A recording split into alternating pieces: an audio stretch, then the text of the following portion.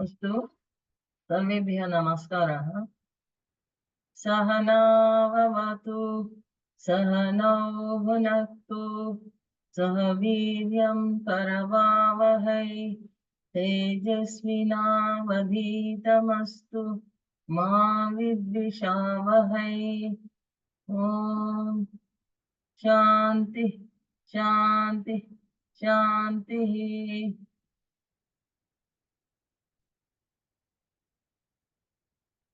ఇప్పుడు మనము వేదాంత సారం అనేటటువంటి ఈ కొత్త సబ్జెక్ట్ ని మొదలు పెట్టబోతున్నాము. ఇది సంస్కృత వాంగ్మయంలో వేదాంతానికి అతి మహత్తరమైన స్థానం ఉన్నది.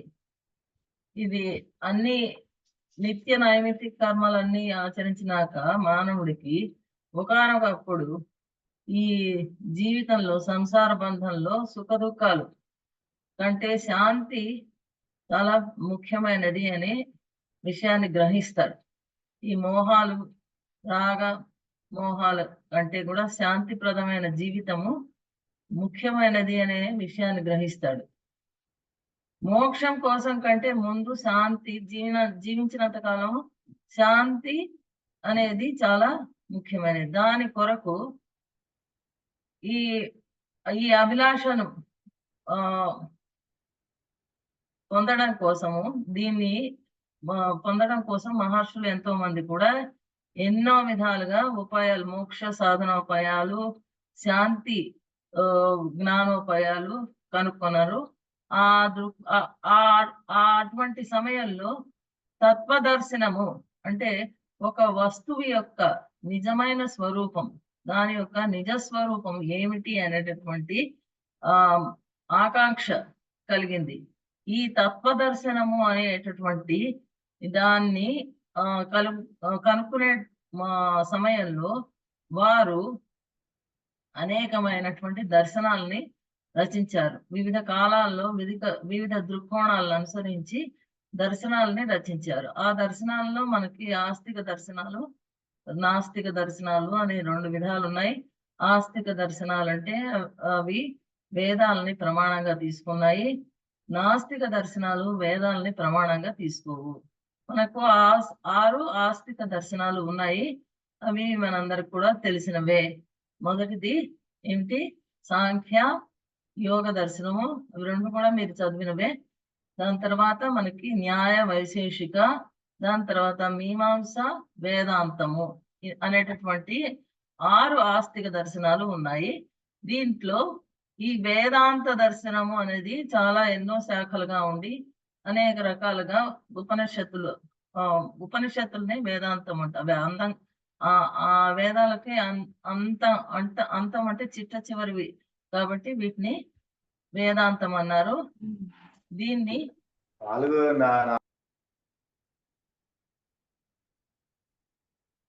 ఈ తత్వం యొక్క స్వరూపాన్ని నిరూపణకి వేదాంత దర్శనంలో నిరూపణయే వేదాంత దర్శనంలో మనకి ప్రధానమైన అంశము.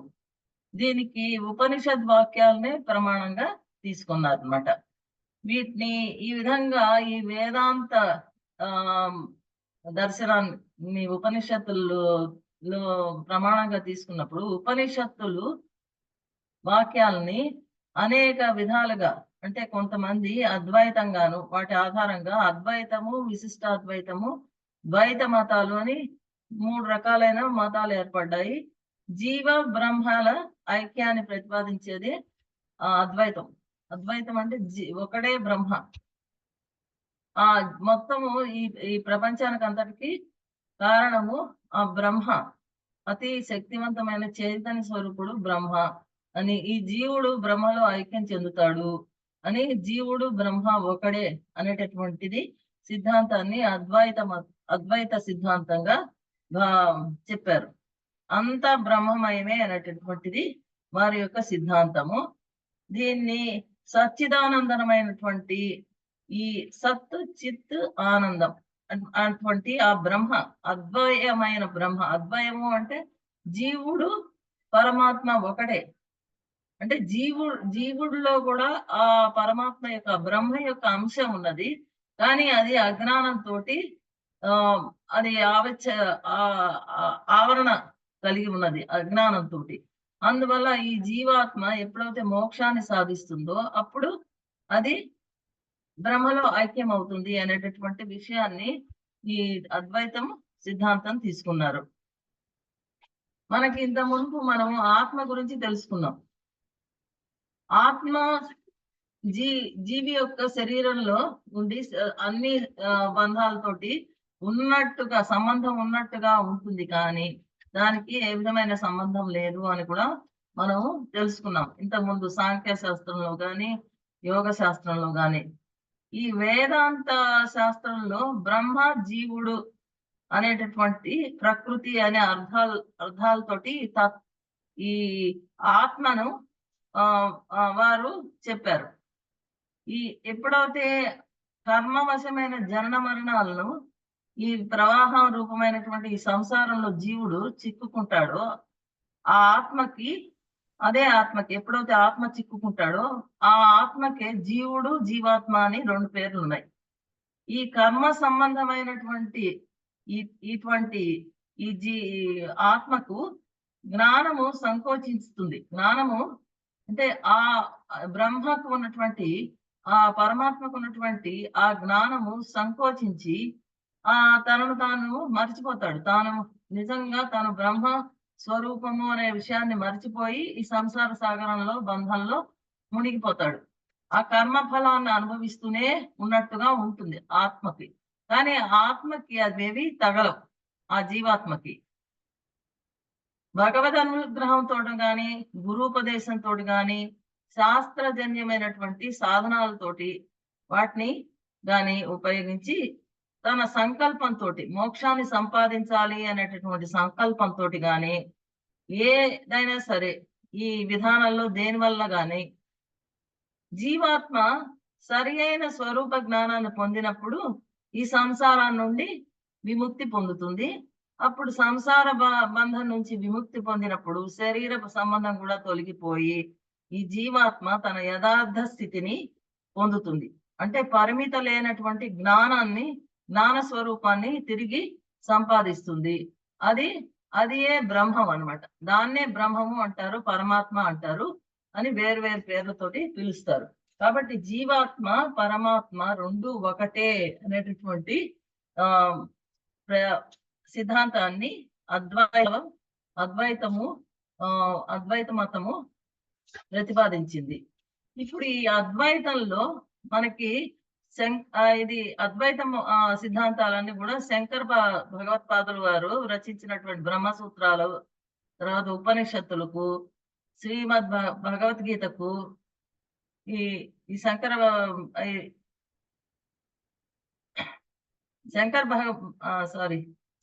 భగవత్పాదులు వారు బ్రహ్మసూత్రాలకి, తర్వాత ఉపనిషత్తులకి, తర్వాత భగవద్గీతకి భాష్యాన్ని చక్కగా రాసి ఈ అద్వైత సిద్ధాంతాలని ఈ వేదాంతాన్ని కూడా సామాన్యులకి అందేటట్టుగా వివరించారు. అప్పటికి కూడా ఇవి అతి సామాన్యులైనటువంటి వారికి అంత బాగా గ్రహింపగలిగేటటువంటి అవకాశం లేదు. కాబట్టి దీన్ని ఎన్నుకొని ఎంతో మంది ప్రకరణ గ్రంథాలు రాశారు. ప్రకరణం అంటే ఒక అంశాన్ని తీసుకుని దాన్ని వ్యాఖ్యానిస్తూ దాని వివరంగా ఒక శాస్త్రంలోని ఒక అంశాన్ని వివరించేటటువంటి గ్రంథాన్ని ప్రకరణ గ్రంథము అంటారు. వీటన్నిటిలో కూడా ఈ వేదాంతం గురించి, వేదాంత సారం గురించి రాసినటువంటి ప్రకరణ గ్రంథాలన్నింటిలో కూడా సచ్చిదానంద యతి గారు సదానంద యోగీశ్వరుడు రచించినటువంటి వేదాంత సారము చాలా ప్రాచుర్యం పొందింది. దీంట్లో వేదాంత సారం సంక్షిప్తంగా రచించబడ్డది, చక్కగా అర్థం కూడా అవుతుంది. దీన్ని వీరు సదానంద యోగీశ్వరులు 16వ శతాబ్దానికి చెందిన వారు. వీరేమో అద్వైత వేదాంత దర్శనం యొక్క ప్రకరణ గ్రంథాన్ని వారు వేదాంత సారము అనేటటువంటి పేరుతోటి రాశారు. దీని ముఖ్య భాష్యములు నృసింహ సరస్వతి, సుబోధిని వ్యాఖ్య, ఆపదేవుడు బాలబోధిని వ్యాఖ్య, స్వామి రామతీర్థుడు విద్వన్ మనోరంజని అనే వ్యాఖ్యలతోటి రచించారు. ఈ ప్రకరణ గ్రంథం ప్రధానమైనటువంటి వేదాంత సిద్ధాంతాలను సమీకరించి రాయబడినది. ఇప్పుడే మనం చెప్పుకున్నట్టుగా ఒక శాస్త్రంలోని ముఖ్యమైనటువంటి అంశాలని లేకపోతే ఒక అంశాన్ని కానీ తీసుకుని దాన్ని వివరంగా రాయడాన్ని ప్రకరణ గ్రంథం అంటారు. ఈ శ్రీ సదానంద యతీశ్వరులు గారు అద్వయానందుల వారి శిష్యులు. తర్వాత సదానందుల గారి శిష్యుడు కృష్ణానందుడు, కృష్ణానంద యతి గారి శిష్యుడు నృసింహ సరస్వతి. ఈ వేదాంత సారము మాండూక్యోపనిషత్తు మరియు విద్యారణ్య కృతమైనటువంటి పంచదశి అనేటటువంటి గ్రంథాన్ని కూడా అనుసరించి వ్రాయబడినది. దీనిలో శంకర భగవత్పాదులు రాసినటువంటి అద్వైత సిద్ధాంతాలు కూడా కొన్ని ఉన్నాయి, చాలా మటుకు ఉన్నాయి, కానీ కొంత భిన్నంగా రచింపబడినది.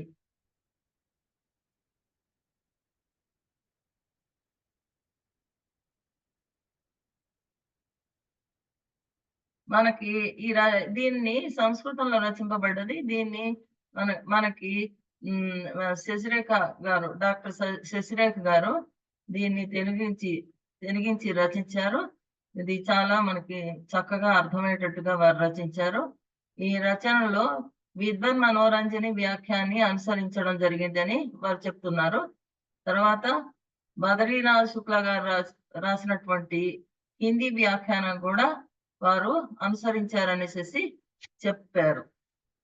ఇప్పుడు మనము వేదాంత సారం గ్రంథాన్ని, ప్రకరణ గ్రంథాన్ని తెలుసుకుందాం.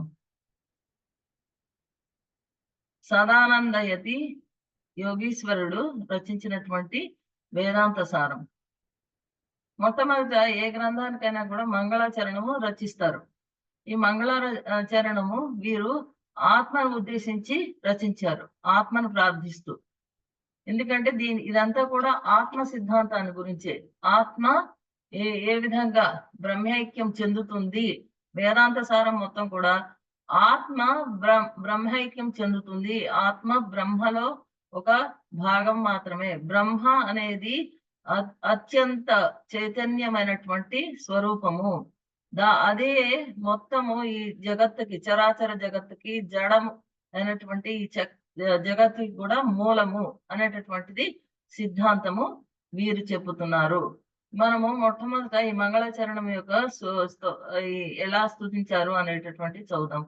అఖండం సచ్చిదానందం అవాంగ్మనస గోచరం ఆత్మానం అఖిలాధారమాశ్రయే భీష్ట సిద్ధయే.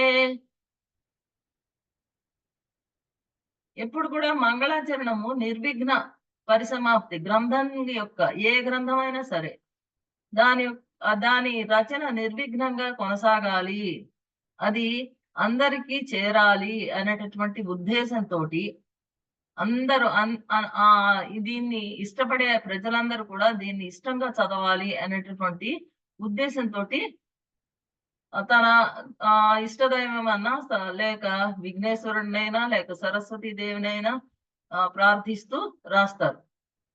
వీరేం రాశారు? అఖండము సచ్చిదానంద స్వరూపము. అఖండం, అంతేకాకుండా అఖండం అన్నారు. ఇది ఖండింపబడనిది, సచ్చిదానంద స్వరూపము. సత్ చిత్ ఆనందము. సత్ అంటే ఎప్పుడు ఉండేది, సత్వ ప్రధానమైనది, ఎప్పుడు ఉండేది. చిత్ అంటే శక్తివంతమైనది, చిత్ శక్తి. ఆనంద స్వరూపము. ఈ మూడు కలిగినటువంటి మరియు మాటలకు మనస్సుకు కూడా అందనిది. మన మాటలతో చెప్పలేము, అంత అత్యున్నతమైనది. మనస్సు కూడా మనకి తెలియనిది, అందనిది. అటువంటి అటువంటిది మరియు అన్నింటికి సకల జగత్తులకు ఆధారమైనటువంటి ఆత్మను నా అభీష్ట సిద్ధికై ప్రార్థిస్తున్నాను, ఆశ్రయిస్తున్నాను అనేసి అన్నారు. మనకి ఎవరికైనా ఆశ్చర్యం వేస్తుంది, ఆత్మను ఎందుకు ప్రార్థిస్తున్నారు ఈయన? అన్ని గ్రంథాల ఆరంభాల్లో కూడా విఘ్నేశ్వరుడు గాని, లేకపోతే ఇప్పుడే మనం అనుకున్నట్టుగా సరస్వతీదేవి అన్ని యొక్క గ్రంథాలకు గాని, వాకుకు గాని, రచనకు గాని అధిదేవత అయినటువంటి సరస్వతి దేవిని గాని, లేకపోతే తన ఇష్ట దైవం ఆరాధ్య దైవాన్ని కానీ ప్రార్థిస్తూ రాస్తారు. కాకుండా ఈయన ఈ ఆత్మనే ఎందుకు ఆశ్రయిస్తున్నారు అనేసి అటువంటి సంశయం కలుగుతుంది.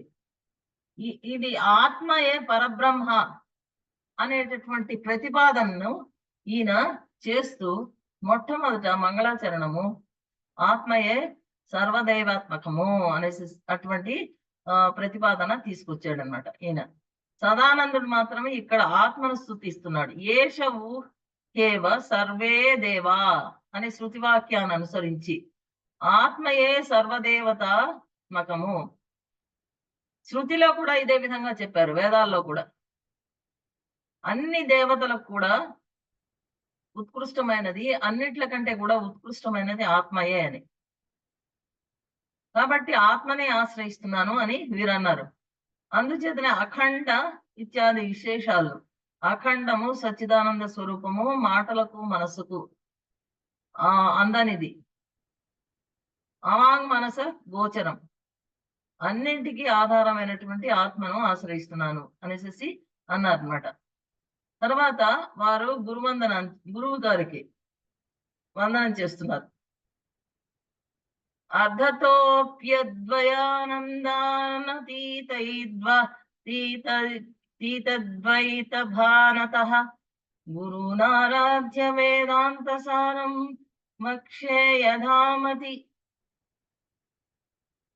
అర్ధతో అపి అద్వయానంద, అర్థం చేత కూడా ఆయన కేవలం ఈయన అద్వయానంద, ఈయన గురువు గారి పేరు అద్వయానంద యతీశ్వరుడు.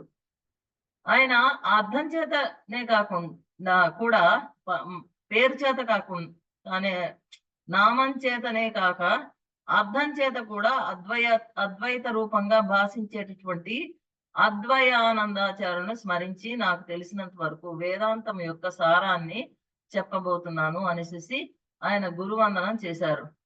వేదాంతో నామోపనిషత్ ప్రమాణం తదుపకారిణి శారీరక సూత్రాదీని చ. వేదాంతం అంటే ఉపనిషద్ రూపమైన ప్రమాణం. వేదాంతానికి ఏది ప్రమాణము అంటే ఉపనిషత్తుల్లో ఉన్నటువంటి ప్రామాణిక సూత్రాలను అనుసరించే, ఆ వాక్యాలను అనుసరించే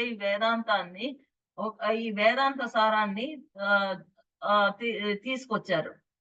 అంటే దానిని గ్రహించి, ఉపనిషత్తుల యొక్క సారాన్ని గ్రహించి, ఆ వేదాంతాన్ని యొక్క సారాన్ని గ్రహించి వేదాంత సారంగా వీరు ప్రతిపాదించారు. ఆ ఉపనిషత్తులకు ఉపకరంగా అంటే దానికి సంబంధించినగా ఉన్నటువంటి శారీరక సూత్రాలు కూడా, అంటే ఈ బ్రహ్మసూత్రాలు, వాటిని కూడా ఉపనిషత్తుల సూత్రాలను బట్టే రచించారు. బ్రహ్మసూత్రాలు మొదలైనవి కూడా ఈ వేదాంతమే అనేసి అంటున్నారు అనమాట. బ్రహ్మసూత్రాలను ఎవరు రచించారు?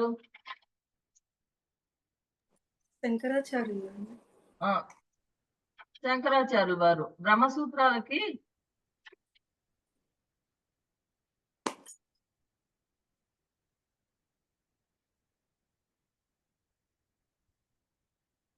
భాష్యం రాశారు. బాదరాయణుడు రాశారు.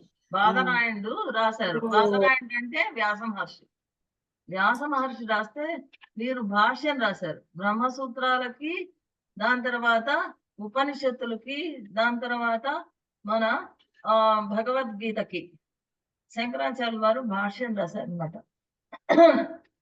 కాబట్టి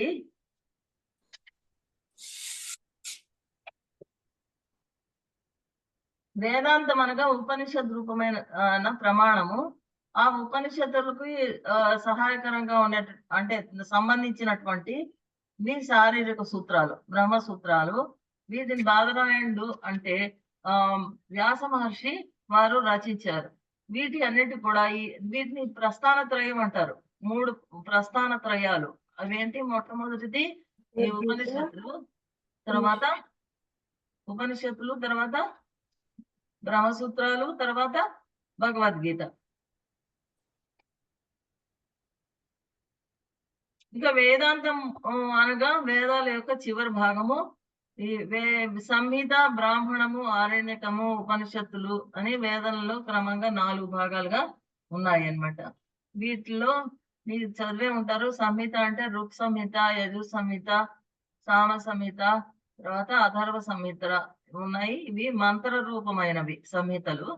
వైదిక దేవతా స్థుతులు, తర్వాత వైదిక మహర్షులతో సహాయంతో దేవతా సాక్షాత్కారం సిద్ధింపజేయడానికి కావలసినటువంటి ప్రయత్నాలు, వాటి గురించి దీంట్లో చెప్తారు సంహితలో. తర్వాత బ్రాహ్మణంలో సంహితల్లోని కొన్ని పదాలను తీసుకుని వాటికి వ్యాఖ్యానాలు, వాటిని వివరిస్తూ అర్థాలని రాస్తారు. తర్వాత అంతేకాకుండా ఈ బ్రాహ్మణాల్లో కర్మలను విధించేది ఏ విధంగా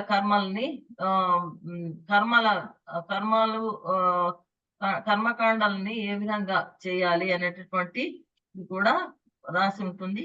ఈ బ్రాహ్మణాలు గద్యాత్మకములు. ఇవి గద్యాల్లోనే రాశారు, పద్యాల్లో రాయలేదు, శ్లోకాల్లో రాయలేదు. ఈ బ్రాహ్మణ గ్రంథాల్లో యజ్ఞాలు, ముహూర్త కాలాలు, కర్మలు, కర్తవ్యాలు వీటి గురించి కూడా చెప్పారు.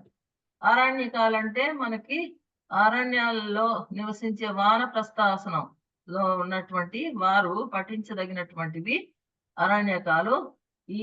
వీరు యజ్ఞ యాగాదుల్లోని దార్శనిక విషయాల్లోని ముఖ్య విషయాలను, తత్వమీమాంసలను కూడా వీరు చదువుతారు.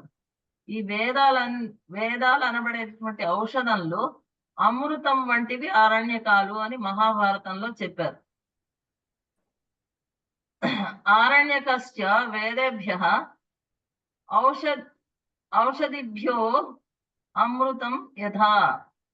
ఆరణ్యకాలంటే వేదాలు అనబడే ఔషధాలకి అమృతం వంటివి అన్నారు. అది కూడా వ్యాసుల వారే రాశారు. ఈ వేదవాక్యాల్లో ఉన్నటువంటి బ్రహ్మతత్వాన్ని తెలిపేవి ఉపనిషత్తులు. వేదవాక్యాలన్నింటిలో కూడా బ్రహ్మతత్వాలు అంటే సర్వ జగత్తుకి మూలమైనటువంటి చైతన్య స్వరూపం ఏమిటి అనే విషయాల్ని చెప్పేవి ఉపనిషత్తులు. వేదవాక్యాల్లో ఉన్నటువంటి బ్రహ్మతత్వానికి ఏమిటి, అది ఆ చైతన్య స్వరూపం ఏమిటి, బ్రహ్మతత్వం అంటే ఏంటి అనేటటువంటి విషయాలను తెలిపేవి ఉపనిషత్తులు. మనకి ఈ ఉపనిషత్తుల నుంచి వచ్చినటువంటి ఈ వేదాంతాన్ని, దాని యొక్క సారం గురించి మనము చదువుతున్నాం అన్నమాట. అంటే ఇప్పుడు వేదాంత సారంలో ముఖ్యాంశం ఏంటి? ఎవరైనా చెప్తారా? వేదాంత సారంలో ముఖ్యాంశం ఏంటి? ప్రకరణ గ్రంథం యొక్క సారాంశం. బ్రహ్మసూత్రాలు, భగవద్గీత, ఉపనిషత్తుల పరమాత్మకి ఐక్యతను జీవాత్మ పరమాత్మ ఐక్యత, ఒకటే బ్రహ్మ. జీవాత్మలో అజ్ఞానం ఉన్నది. జీవుల్లో ఉన్నటువంటి ఆత్మలో ఏముంది? అజ్ఞానం. దీని గురించి మనం సాంఖ్యాలోను, తర్వాత యోగ దర్శనాల్లోనూ చదివాం కదా. అజ్ఞానం తొలగించుకుంటే ఆ మనిషి ముక్తి పొందుతాడు అని. అప్పుడు ముక్తి అంటే ఏంటి? అజ్ఞానం తొలగిపోతుంది, ఆ జ్ఞానం వస్తుంది. ప్రజ్ఞ అనేటటువంటి ఆ జ్ఞాన జ్యోతి వెలిగి అజ్ఞానం పోయి ఈ జీవాత్మ, మనకి ఆత్మ అనేటటువంటిది, ఈ జీవాత్మ వెళ్ళి బ్రహ్మలో ఐక్యం చెందుతుంది. బ్రహ్మ ఒకడే పరమాత్మ, అత్యంత శక్తివంతుడు, జగత్ అంతటికి, చరాచర జగత్ అంతటికి కూడా మూలము అనేసి విషయము వేదాంత సారంలో మనకి తెలుస్తుంది. ఏకే బ్రహ్మ, ఒక్కడే బ్రహ్మ. ఒకడే అన్నమాట. ఏకైహ బ్రహ్మ అని.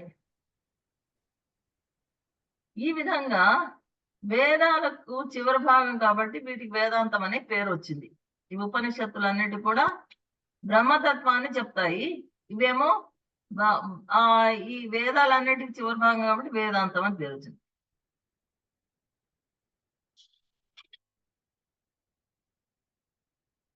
ఉపనిషత్తుల యొక్క మనం ఇప్పుడు ఉపనిషత్తుల యొక్క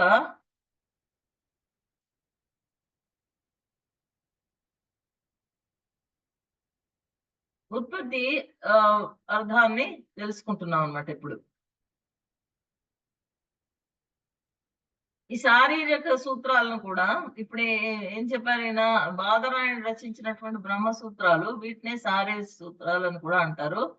మొదలైనవి కూడా వేదాంతంగా పరిగణించబడతాయి. శారీరక సూత్రాలు సూత్రాదీని చ అని చెప్పారు కాబట్టి బ్రహ్మ సూత్రాలు కూడా ఉపనిషత్తులు వేదాంతంగానే, ఉపనిషత్తులే కాకుండా బ్రహ్మ సూత్రాలు కూడా వేదాంతంగానే భావించాలి అనేటటువంటి విధంగా చెప్తున్నారు అన్నమాట.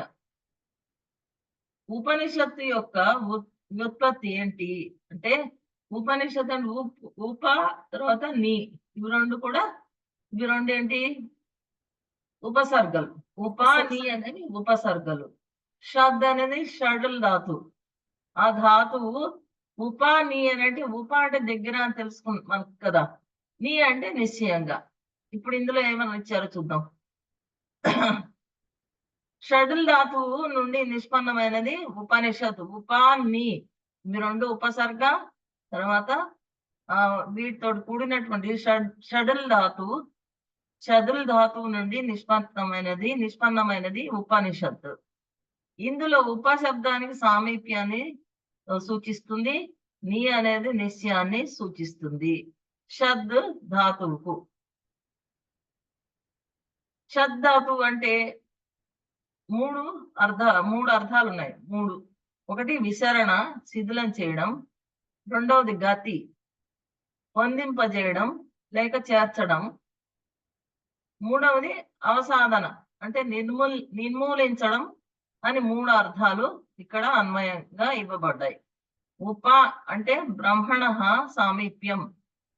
బ్రహ్మణ అంటే బ్రహ్మ అంటే ఈ సచ్చిదానంద స్వరూపమైనటువంటి బ్రహ్మ, సకల జగత్తుకు మూలము పరబ్రహ్మ. బ్రహ్మణ సామీప్యం.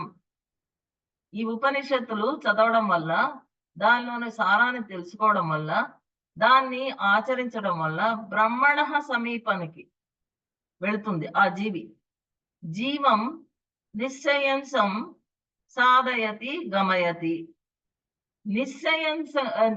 సంశయ రహితంగా, నిశ్చయంగా జీవుణ్ణి బ్రహ్మ వద్దకు చేరుస్తుంది ఈ వేదాంత సారం. దాన్ని బాగా ఆకళించుకొని దాని ప్రకారంగా నడుచుకుంటే ఆ జీవుడు నిశ్చయంగా బ్రహ్మ వద్దకు, అంటే ఆ జీవుడు అంటే జీవాత్మ బ్రహ్మను చేరుతుంది. ఇది చేరుస్తుంది ఈ వేదాంతం, ఉపనిషత్తులోని వేదాంతం మనకి.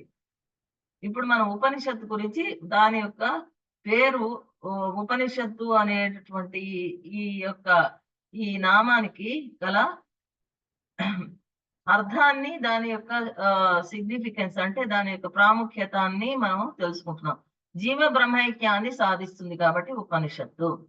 జీవ బ్రహ్మ ఐక్యం, ఇవి రెండు, జీవుడు బ్రహ్మతోటి ఐక్యం చెందుతాడు. అదేమి సామాన్యమైన విషయం కాదు. అలా చేయడానికి సహాయపడేది ఉపనిషత్తు అనేసి అంటున్నారు. బ్రహ్మణ సామీప్యం జీవం నిశ్చయంసం సాధయతి గమయతి. నిశ్చయంసంగా జీవుణ్ణి బ్రహ్మ వద్దకు చేరుస్తుంది, జీవ బ్రహ్మైక్యాన్ని సాధిస్తుంది కాబట్టి దీని ఉపనిషత్తు అనేసి అన్నారు. లేదా ఇంకొక అర్థం కూడా ఇస్తున్నారు.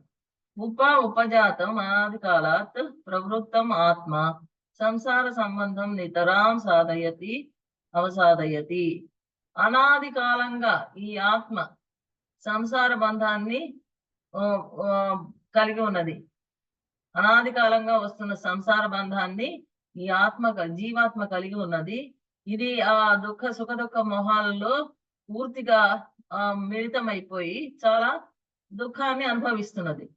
కాబట్టి ఆ బంధాన్ని నశింపజేసేది ఈ ఉపనిషత్తు. కావున ఉపనిషత్తు ఆత్మకు శరీరంతో సంబంధం ఏర్పరచటం అజ్ఞాన మూలకం.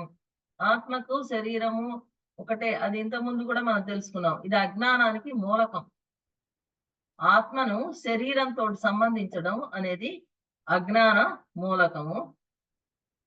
ఆత్మకు శరీరంతో సంబంధం లేదు, అది కేవలము భ్రమ అనేది మనకి తెలుసు. కానీ తెలిసిన దాన్ని పోగొట్టుకోవడానికి తగినటువంటి ప్రయత్నం చేయం. ఆ చేయడాన్ని దానికి ప్రోత్సహించేది, ఆ ప్రయత్నం చేసి ముముక్షువుగా అంటే మోక్షం కోరేవాళ్ళలాగా చేయడాన్ని అంటే ప్రోత్సహించేది ఈ ఉపనిషత్తు అనేసి అంటున్నారు. కాబట్టి అజ్ఞానాన్ని తొలగించి ఆత్మకు సంసార బంధం లేదు అని తెలియజేసేది ఉపనిషత్తు. శారీరక సూత్రం అంటే శరీరమేవ శరీరకం తత్ర భవో జీవ శారీరక సూత్రతే యదా తథ్యేన నిరూప్యతే యైహి తాని శారీరక సూత్రాణి. శరీరం అన్నా శారీరకం అన్నా ఒకటే అర్థం. శరీరంలో ఉన్న జీవుడు శారీరకుడు. ఆ శారీరకుణ్ణి అనగా జీవుని గురించి తెలిపే సూత్రాలు శారీరక సూత్రాలు. ఇప్పుడు శరీరంలో ఉన్న ఆత్మను మనము జీవాత్మ లేక జీవుడు అంటున్నాం.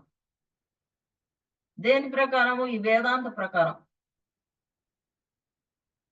వేదాంత ప్రకారము శరీరంలో ఉన్నటువంటి జీవుణ్ణి అంటే ఆత్మను జీవుడు లేక జీవాత్మ అంటున్నాం. ఈ జీవుని గురించి తెలిపేటటువంటి సూత్రాలని శారీరక సూత్రాలు అన్నారు. ఈ విధంగా ఆత్మకు పరమాత్మల తత్వాన్ని, ఆత్మ మరియు పరమాత్మల తత్వాన్ని నిరూపించేదే వేదాంతము. వేదాంతం అంటే ఆత్మతత్వము, పరమాత్మ తత్వము. ఆత్మ అంటే ఆ శరీరానికి సంబంధించినది, సంబంధం లేనిది, పైగా సంబంధించింది అని మనము ఊహిస్తున్నాము, అనుకుంటున్నాము. కానీ ఆత్మ అనేది శరీరంలో ఆ శరీరంతో సంబంధం కలిగి ఉన్నట్టు ఉండి కానీ కలగదు. కానీ దానితో పాటు సుఖ దుఃఖాలని, మోహాలని, రాగాల్ని వీటినన్నింటి కూడా అనుభవిస్తుంది. ఈ సంసార బంధాలని వాటినన్నింటినీ పూర్తిగా తొలగిపోయే వరకు అది ఆ జీవుడితోటి ఉండనే ఉంటుంది జన్మ జన్మలకి. ఎప్పుడైతే అన్ని బంధాలు తొలగిపోతాయో అప్పుడే ఆ జీవాత్మకు ముక్తి కలిగి పరబ్రహ్మతోటి ఐక్యం చెందుతుంది. ఆ విషయాన్ని చెప్పేదే మన వేదాంత సారము లేక వేదాంతము.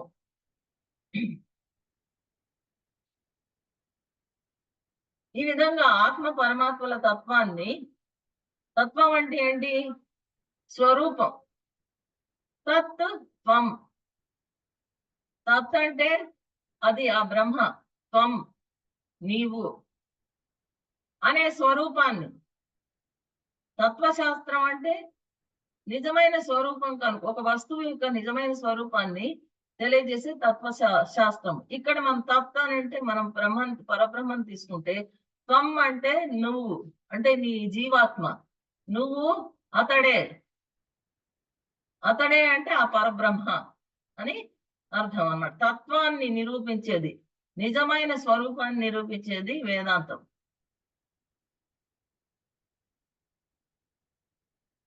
ఇప్పుడు అన్య వేదాంత ప్రకరణత్వాత్ తదీయైః ఏవానుబంధైస్తద్వా అనుబంధస్తద్వత్తా సిద్ధేర్న తే పృథః లోచనీయాః. అంటే వేదాంత సారము ఒక వేదాంత శాస్త్ర ప్రకరణ గ్రంథం అవడం చేత వేదాంత శాస్త్రానికి ఉన్నటువంటి ఇప్పుడు మనం అనుబంధ చతుష్టయం గురించి చదువుతున్నాం అనమాట. అనుబంధ చతుష్టయం అనేది వేరే గ్రంథాల్లో కూడా తెలుసుకున్నాం కదా, గుర్తుందా మీకు? అనుబంధ చతుష్టయం అంటే ఏంటో?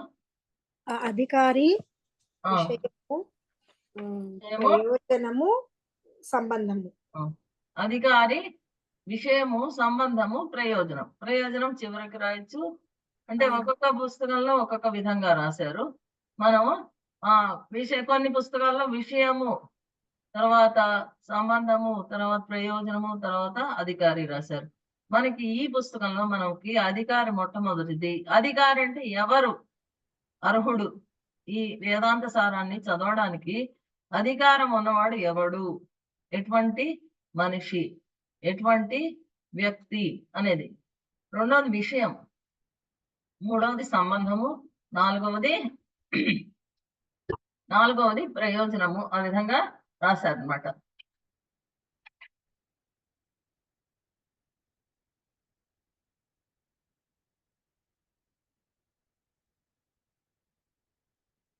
ఈ వేదాంత సారం వేదాంత శాస్త్ర ప్రకరణ గ్రంథం. శాస్త్ర ప్రకరణ గ్రంథం అంటే ఒక భాగం, ఒక కొంత అంటే దానిలో ఉన్నటువంటి ముఖ్యమైనటువంటి అంశాన్ని తీసుకొని దాని గురించి రచించి దాన్ని వివరించి దాన్ని ఆ సూత్ర ప్రకారణంగా ప్రమాణాలతోటి వివరించేటటువంటి గ్రంథాన్ని ప్రకరణము అంటారు. కాబట్టి ఇది ఒక వేదాంత శాస్త్రం నుండి తీసుకోబడ్డది కాబట్టి ఆ వేదాంత శాస్త్రానికి ఏ విధమైనటువంటి అనుబంధ చతుష్టయం ఉందో అదే అనుబంధ చతుష్టయాన్ని ఇక్కడ కూడా మనము తీసుకోవచ్చు అనే విషయాన్ని ఇక్కడ చెప్పారు. కాబట్టి దీనికి ఈ గ్రంథానికి వేరే అనుబంధ చతుష్టయాన్ని గురించి ఆలోచించవలసిన అవసరం లేదు. ఈ వేదాంత సారము అనేది ప్రకరణ గ్రంథము.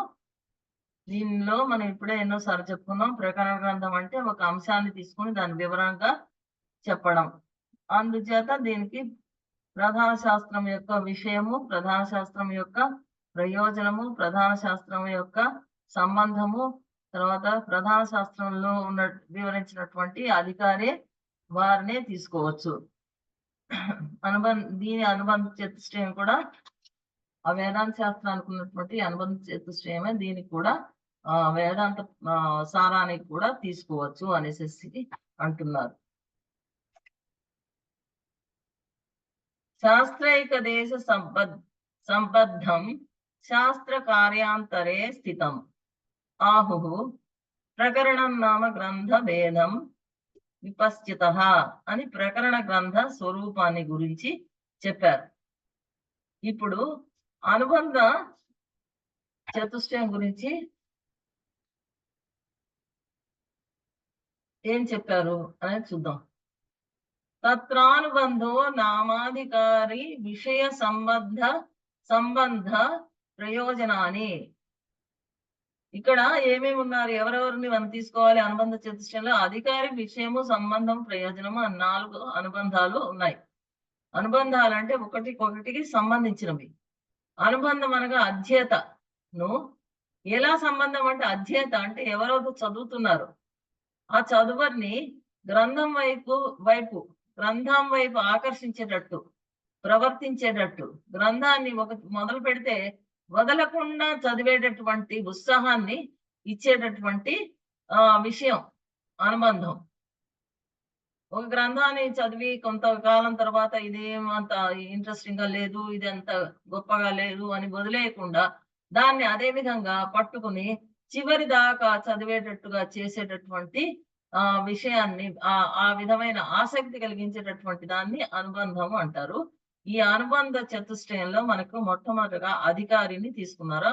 అధికారి అంటే శాస్త్రాధ్యాయానికి యోగ్యత గలవాడు, అతనికి అర్హత ఉండాలి ఇది చదవడానికి. అతనికి దాంట్లో ఏ విధమైన ఆసక్తి లేకుండా చదివితే కనుక ఎప్పుడు అతడు దాంట్లో లోపాలనే కనిపెడతాడు. ఎప్పుడైతే ఆసక్తి ఉంటుందో అతడు ఏమిటి అనేటువంటి ఒకవేళ అర్థం కాకపోయినా దాన్ని బాగా ఎక్స్ప్లోర్ చేసి దాన్ని బాగా అర్థం చేసుకోవడానికి చాలా ప్రయత్నం చేస్తాడు. అతడు అధికారి, అతడు అర్హుడు, అతడికి ఆ యోగ్యత ఉన్నది. విషయము అంటే గ్రంథంలో ప్రతిపాదించేటటువంటి విషయము. సంబంధం అంటే ఆ విషయానికి గ్రంథానికి కలిగినటువంటి సంబంధం. విషయ ప్రతిపాదనమే ప్రస్తుతం శాస్త్రానికి గ్రంథానికి గల సంబంధం.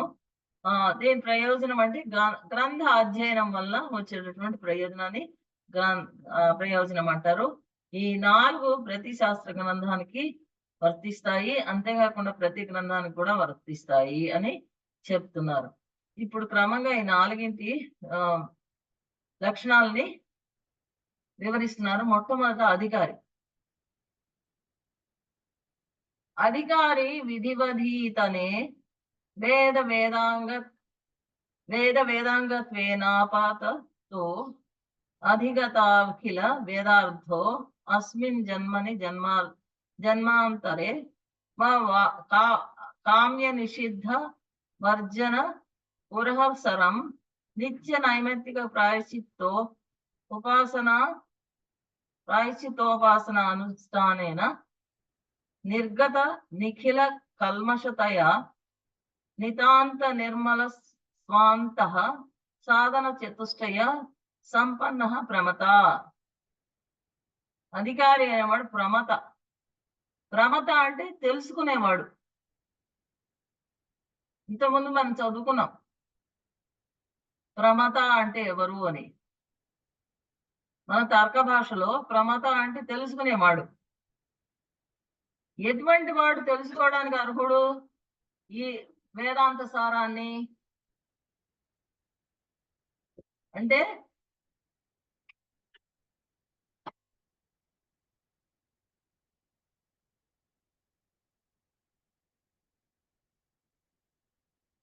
నియమానుసారంగా వేదాంగాల్ని అభ్యసించి వేదార్థాల్ని పూర్తిగా స్థూలంగా తెలుసుకున్నటువంటి వాడు. వేదాంగాల్ని నియమానుసారంగా అభ్యసించి వేదార్థాలన్నింటినీ కూడా స్థూలంగా తెలుసుకున్నవాడు. అంతేకాకుండా ఈ జన్మలో గాని పూర్వజన్మలో గాని కామ్య కర్మలను నిషిద్ధ కర్మలను త్యజించిన వాడు.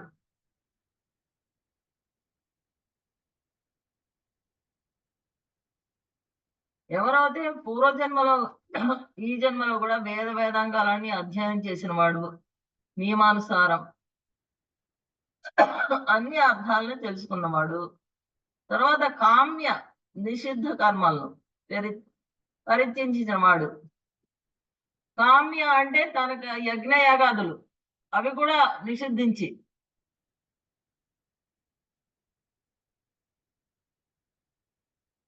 ఆ వాటిని కూడా త్యజించిన వాడు. నిషిద్ధ కర్మలు వాటిని త్యజించిన వాడు. నిషిద్ధ కర్మలు అంటే పాపాలు చేయకూడదు, హత్యలు చేయకూడదు, అవన్నీ కూడా వాటిని త్యజించిన వాడు. నిత్య కర్మల్ని కూడా పూర్తిగా నిత్య కర్మల్ని ఆచరిస్తూ నైమిత్తిక కర్మలను, ప్రాయశ్చితాలను, ఉపాసన విధులను ఆచరించడం ద్వారా వీటిని త్యజించాలి. కామ్య కర్మల్ని నిషిద్ధ కర్మల్ని త్యజించి నిత్య కర్మలు అంటే సంధ్యావందనము ఇవన్నీ. నైమిత్తిక కర్మలు అంటే పుత్రుడు పుడితే అతనికి చేయాల్సిన షోడశ కర్మలు అటువంటివి. ప్రాయశ్చితాలు, తర్వాత ఉపాసన విధులను ఆచరించి వాటి ద్వారా సమస్త కల్మషాలని కూడా పోగొట్టుకొని నిర్మలమైనటువంటి మనస్సు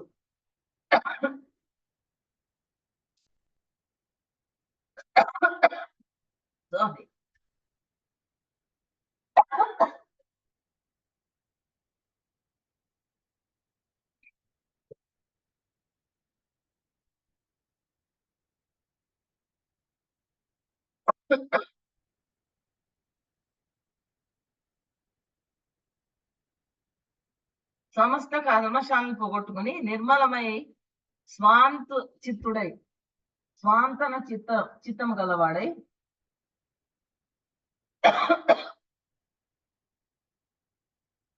అన్ని పాపాలను కూడా పోగొట్టుకుని వాడై తర్వాత సాధన చతుష్టయాన్ని స్వాధీనం చేసుకున్నటువంటి సాధన చతుష్టయం అవన్నీ మన తర్వాత తెలుసుకుంటాం మనం అవేంటి అని. స్వాధీనం చేసుకుని యథార్థ జ్ఞాన సంపన్నుడు ఈ వేదాంత సారముని అనేటటువంటి వేదాంత శాస్త్ర గ్రంథాన్ని అధ్యయనం చేయడానికి అర్హుడు అనేసి అన్నారనమాట.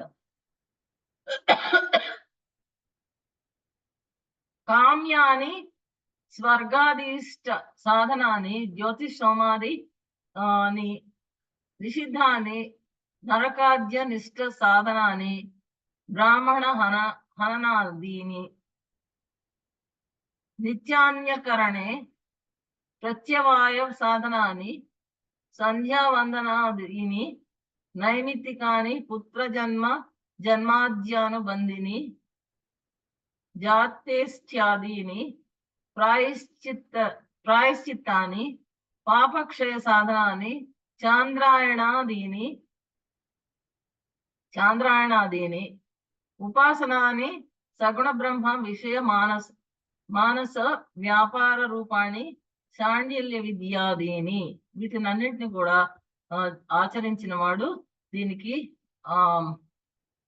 చదవడానికి వేదాంత సారాన్ని ఈ ప్రకరణ గ్రంథాన్ని చదవడానికి అర్హుడు అనేసి అంటున్నారు. ఇప్పుడు క్రమంగా మనం కామ్యాది కర్మలు అంటే ఏంటో వివరిస్తున్నాడు అనమాట. అవేంటి? స్వర్గం మొదలైనవి లభించాలనే కోరికలతోటి జ్యోతిషోమాది యాగాలు చేస్తారు. వాటిని కూడా త్యజించాలి. కామ్య కర్మలు ఇవి. నరకానికి దారి తీసేటటువంటి బ్రాహ్మణ హత్య మొదలైనటువంటి నిషిద్ధ కర్మలు.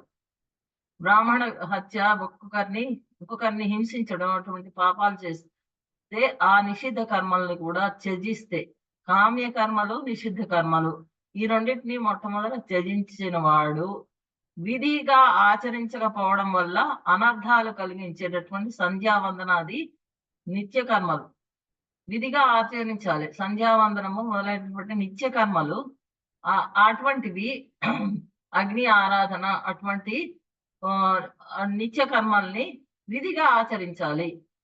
తర్వాత పుత్రుడు కలిగినప్పుడు జాతకర్మలు మొదలైన నైమిత్తిక కర్మలు, జాతకర్మలు ఇవన్నీ షోడశ కర్మలు. ఆ కర్మలు నైమిత్తిక కర్మలు. వాటిని ఆచరించిన వాడు పాపాలను హరించేసేటువంటి చాంద్రాయణ వ్రతము, పాపాలన్నిటినీ హరించేసేది చాంద్రాయణ వ్రతము, సాండిల్య విద్యలు మొదలైనటువంటివి ఉన్నాయి. వాటిని కూడా అతడు తప్పకుండా ఆచరించాలి. ప్రాయశ్చిత్త కర్మలు, చాంద్రాయణ వ్రతము మొదలైన ప్రాయశ్చిత్త కర్మలు, సగుణ బ్రహ్మను మనసులో నిలుపుకొని చేసే శాండిల్య విద్య మొదలైనవి. శాండిల్య విద్య అనేవి 6 ఉంటాయి. వాటిని సగుణ బ్రహ్మను మనసులో ఉంచుకుని, అంటే ఆ బ్రహ్మను మనసులో ఆ రూపాన్ని ఆలోచించుకుంటూ ఈ శాండిల్య విద్యలు 6 రకాలైనటువంటి శాండిల్య విద్యలు ఉన్నాయి. వాటిని వాటిలో ఉన్నటువంటి ఉపాసన కర్మలన్నింటినీ ఆచరించేవాడు అతను ఈ వేదాంత సార ప్రకరణ గ్రంథాన్ని చదివి ఆకళించుకునేటటువంటి వాడుగా అర్హుడు అని అంటున్నారు అన్నమాట. అధికారిగా అతడు అర్హుడు, అతడు దీన్ని చదవగలడు, అధికారిగా చదవగలడు అంటున్నారు. ఇప్పుడు మొట్టమొదటి చాంద్రాయణ వ్రతం అంటే ఏంటి? కృష్ణపక్షంలో ఒక్కొక్క కవళం ఆహారాన్ని తగ్గిస్తూ, శుక్లపక్షంలో క్రమంగా ఒక్కొక్క కవళం అధికం చేస్తూ ఆహారాన్ని తీసుకునే వ్రతం చాంద్రాయణ వ్రతం. కృష్ణపక్షం అంటే పౌర్ణమి తర్వాత వచ్చేటటువంటి కృష్ణపక్షం. అది క్రమంగా తగ్గిపోయి మనకి అమావాస్య వస్తుంది. కాబట్టి ఆహారాన్ని కృష్ణపక్షంలో ఒక్కొక్క కబళాన్ని తగ్గిస్తూ మనకి అమావాస్య వచ్చే సమయానికి ఏ విధమైన ఆహారం తీసుకోకూడదు, ఉపవాస దీక్ష చేయాలి అమావాస్య రోజున. అదే విధంగా శుక్లపక్షంలో అమావాస్య తర్వాత వచ్చేటటువంటి శుక్లపక్షంలో క్రమంగా ఒక్కొక్క కవళం అధికం చేస్తూ ఉండాలి. అంటే 15 మళ్ళా పౌర్ణమికి తీసుకోవాలి. ఆ విధంగా చాంద్రాయణ వ్రతం చేస్తారు. దీన్ని గురించి మనుస్మృతిలో ఇలా చెప్పారు: ఏకైకం హాసయేత్ పిండం కృష్ణే శుక్లే చ వర్ధయేత్. ఉపస్పృశన్ త్రిశ్రవణ మేతశ్చాంద్రాయణం స్మృతం. ఏకైకం ప్రతిరోజు కూడా ఒక్కొక్క, ఇదే ముందు చెప్పినట్టుగానే కృష్ణపక్షంలో ఒక్కొక్క కబళం ఆహారాన్ని తగ్గిస్తూ, తర్వాత కృష్ణే శుక్లేచ వర్ధయేత్ శుక్లపక్షంలో ఒక్కొక్కటి పెంచుతూ వచ్చి, తర్వాత ఉపస్పృశన్ త్రిశ్రవణ మేతశ్చాంద్రాయణం స్మృతం. ఆ విధంగా తీసుకోవడాన్ని ఈ చాంద్రాయణ వ్రతం అంటారు. ప్రతిరోజు దానికి ఇంకొంచెం విపులంగా రాశారు ఇక్కడ. ప్రతిరోజు ఉదయము, మధ్యాహ్నము, సాయం సమయాల్లో స్నానం చేస్తూ పూర్ణిమ రోజు 15 ముద్దల ఆహారం తీసుకొని క్రమంగా రోజుకో ముద్ద తగ్గిస్తూ అమావాస్య నాడు ఉపవాసం ఉండి మళ్ళా శుక్లపక్షంలో ఒక్కొక్క ముద్ద ఎక్కువ చేస్తూ భుజించడాన్ని చాంద్రాయణ వ్రతము అంటారు అనేసి అంటున్నారు. ఇది అర్థమైందండి. అధికారికి ఏమేమి అర్హతలు ఉండాలో, ఏమేమి చేయాలో, ఎటువంటి వాడో ఇక్కడ ఇచ్చారు. ఇప్పుడు ఒకవేళ వాళ్ళ అనుబంధ చతుష్టయం గురించి రాయమంటే మొట్టమొదటి అధికారి గురించి అతని యొక్క క్వాలిటీస్, అతనికి ఉన్నటువంటి ఏ విధమైనటువంటి అర్హతలు ఉండాలి, ఏ విధమైనటువంటి లక్షణాలు ఉండాలి, ఏ విధంగా అతను నడుచుకోవాలి అనే విషయాలు ఇక్కడ ఇచ్చారు. ఇవి వీటిని పాయింట్ వైజ్ గా రాసుకుంటే మనకు సరిపోతుంది. సర్వం కల్విదం బ్రహ్మ తజ్జలా నీతి శాంత ఉపాసిత అధ ఖలు క్రతుమయః పురుషో యథా క్రతురస్మిన్ లోకే పురుషో భవతి తథేతః.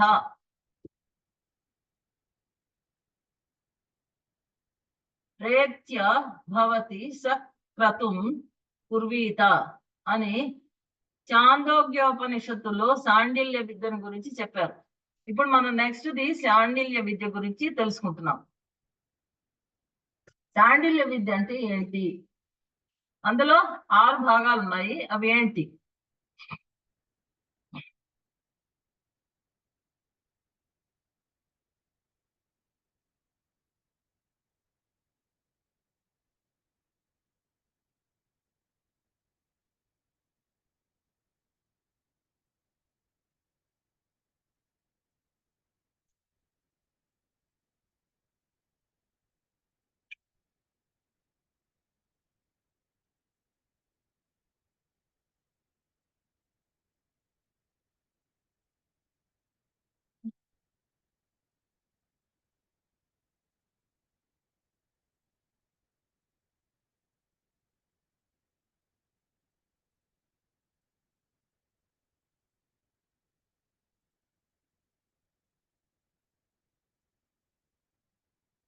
ఈ జగత్తంతయు బ్రహ్మస్వరూపము, తజ్జము అంటే బ్రహ్మ నుండి పుట్టినది, అందులోనే లీనమవుతుంది.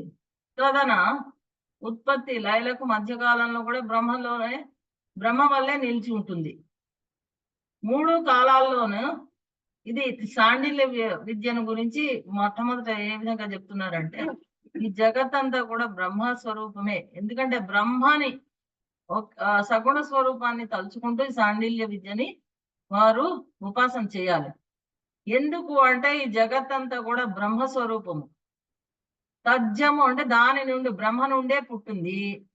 తల్ల లయమైంది అందులోనే.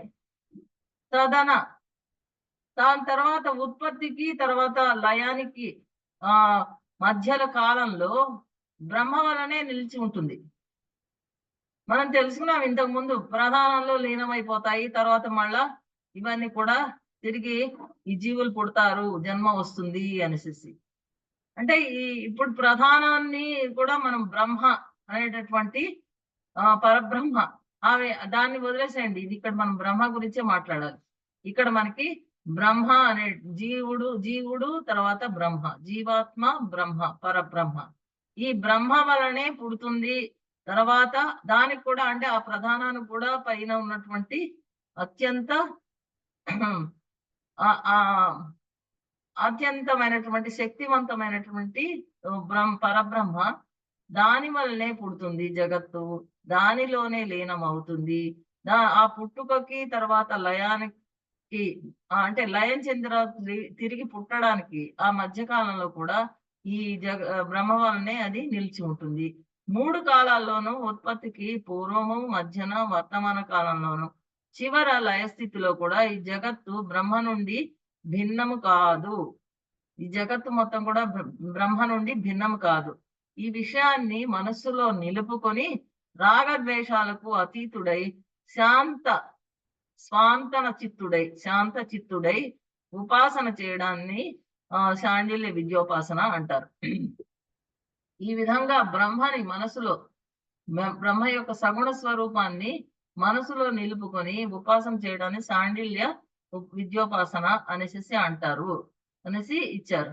ఏతేషాం నిత్యాదీనాం బుద్ధి శుద్ధి పరం ప్రయోజనం ఉపాసనానాం తు చిత్తైకాగ్ర్యం తమేతమాత్మానం వేదాను వచనేన బ్రాహ్మణ వివిదశంతి యజ్ఞేన ఇత్యాది శృతేహి తపసా కల్మషం హంతి ఇత్యాది స్మృతేశ్చ.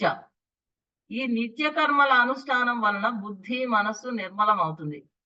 బుద్ధి లేక మనస్సు నిర్మలం అవుతుంది. ఈ నిత్య కర్మలు చేయడం వల్ల మనసు నిర్మలం అవుతుంది.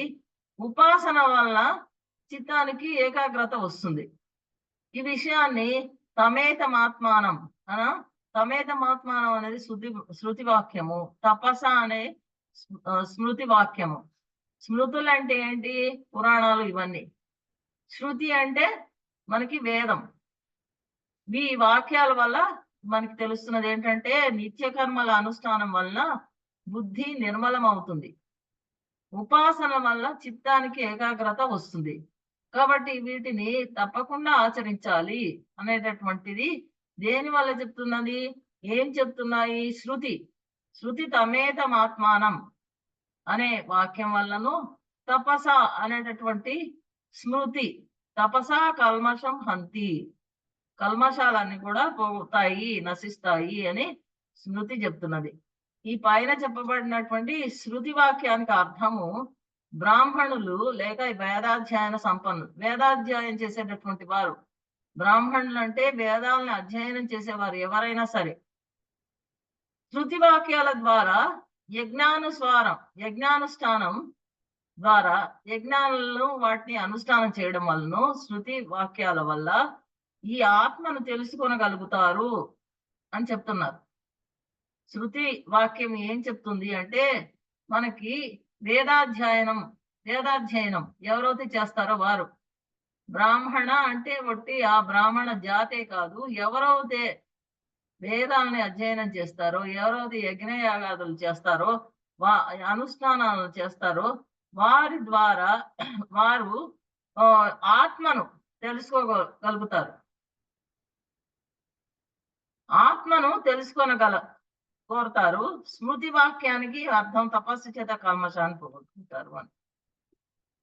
కాబట్టి ఇవన్నీ చేయడం వల్ల, అనుష్ఠానం చేయడం వల్ల ఆత్మను తెలుసుకోగలుగుతారు. తర్వాతనేమో ఈ స్మృతి వాక్యం తపస్సు ఇవి చేయడం వల్ల వారి కల్మషాలన్నింటినీ పోగొట్టుకుంటారు అనేసి చెప్తున్నారు అనమాట. ఇప్పుడు మనము శాండిల్య విద్యానుష్ఠానానికి ముందు ఇంకొక వాక్యం ఉంది. నిత్య నైమిత్తిక ప్రాయశ్చితోపాసనానం తవాంతర ఫలం పితృలోక సత్యలోక ప్రాప్తి కర్మణ పితృలోకో విజయ దేవలోక ఇది ఇత్యాది శృతేహి. నిత్య నైమిత్తిక ప్రాయశ్చిత ఉపాసనల వల్ల వాటికి చెందినటువంటి ప్రయోజనాలే కాకుండా, ప్రధానమైన ప్రయోజనాలే కాకుండా ఆవాంతర ఫలాలు అంటే ఇతర ఫలాలు కూడా, సంబంధిత ఫలాలు కూడా సిద్ధిస్తాయి. ఇవి ఈ నైమిత్తిక కార్యక్రమాలు. నిత్యము నైమిత్తికము ఇందాక చదివాం మనం. నైమిత్తికం అంటే శాస్త్ర ప్రకారము అని చేస్తూ ఉంటాం కదా, పిల్లలకి వాళ్ళకి పెద్దలకు కానీ పిల్లలు అవన్నీ చేయడము. తర్వాత నిత్య కార్యక్రమాలు అంటే పూజలు, సంధ్యావందనాలు, అగ్నికి సంబంధించిన పూజలు ఇవన్నీ చేస్తూ ఉండడము. తర్వాత ప్రాయశ్చితమైనటువంటి ఉపాసనలు ఇవన్నీ చేయడం వల్ల వాటి ఈ వాటికి చెందిన ప్రధాన ప్రయోజనాలే కాకుండా ఇతర సంబంధిత ఫలాలు కూడా సిద్ధిస్తాయి. కర్మణ పితృలోక విద్యయ దేవలోక అనే శృతి వాక్యం వల్ల ఈ విధంగా స్పష్టంగా తెలుస్తున్నది. కర్మణ అంటే ఆ కర్మలని చేయడం వల్ల ఆ పనులు చేయడం వలన పితృలోకంలో వారికి మంచి జరుగుతుంది. విద్యయ దేవలోక, విద్య అంటే ఈ వేదాధ్యయనం అవన్నీ చేయడం వల్ల, ఉపాసన కర్మలు అవన్నీ చేయడం దేవలోకాన్ని పొందుతారు అనేసి చెప్తున్నారు. నిత్య నైమిత్తిక ప్రాయశ్చిత కర్మల వలన బుద్ధి శుద్ధి అనేది సిద్ధిస్తుంది. అది ప్రధాన ఫలం. కాగా అనుషంగిక అంటే దాంతో పాటుగా వచ్చేటటువంటి సంబంధిత ఫలాలు ఏంటంటే పితృలోక ప్రాప్తి, అదేవిధంగా ఉపాసనా కర్మల వల్ల దేవలోక ప్రాప్తి అనేసి, ఉపాసన వల్ల ఏకాగ్రత మనసుకి, దాంతో పాటు దేవలోక ప్రాప్తి కూడా వస్తుంది అనేసి చెప్తున్నారు. నిత్య నైమిత్తికాదులను గూర్చి వివరించిన తర్వాత మోక్ష సాధనాలను గురించి చెప్తున్నారు. ఈ నిత్య నైమిత్తిక కార్యక్రమాలను ప్రాయశ్చితాదుల తర్వాత మోక్ష సాధనాలని గురించి వివరిస్తున్నారు అన్నమాట. సాధనాన్ని నిత్యానిత్య వస్తు వివేకేహ ముత్ర అర్ధఫల భోగ విరాగ శమాది షట్క సంపత్తి ముముక్షత్వాన్ని నిత్యానిత్య వస్తు వివేకస్తావత్ బ్రహ్మైవ నిత్యం వస్తుతతో అఖిలం అనిత్యం ఇది వివేచనం. ఐహికానాం స్వచ్ఛందన వనితాది విషయ భోగానాం కర్మజన్యతయా అనిత్యత్వ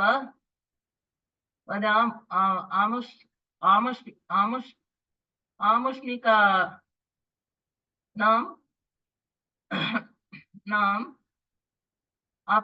అప్యమృతాది విషయ భోగానామ నిత్యతయా తేభ్యో నితరాం విరతిరి ఆముత్రార్థ ఫలభోగ విరాగః శమాదయస్తు శమదమో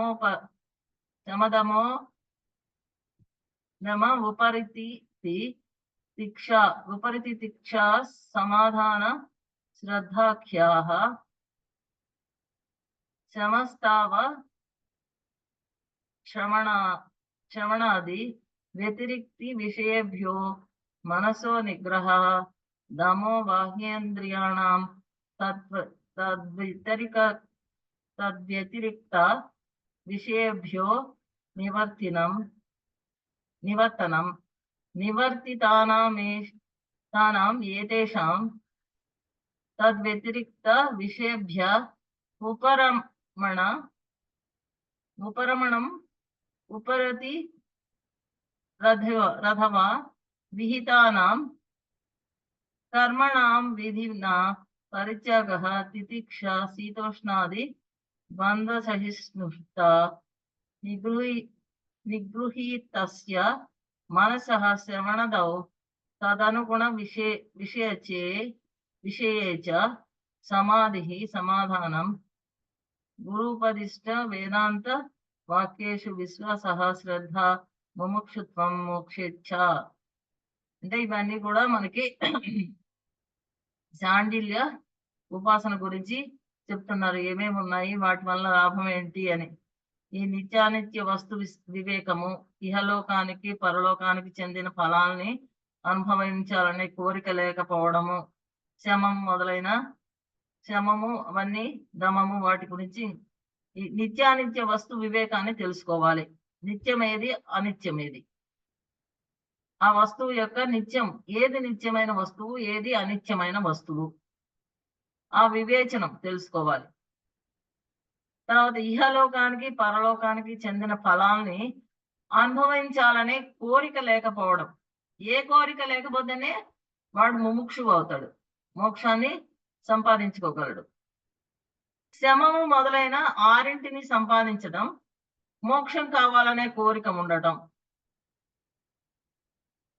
ఈ ఇహలోకాలు నిత్యమేది అనిత్యమేది, బ్రహ్మం ఒకటే నిత్యము అనేటటువంటి విషయాన్ని తెలుసుకోవాలి.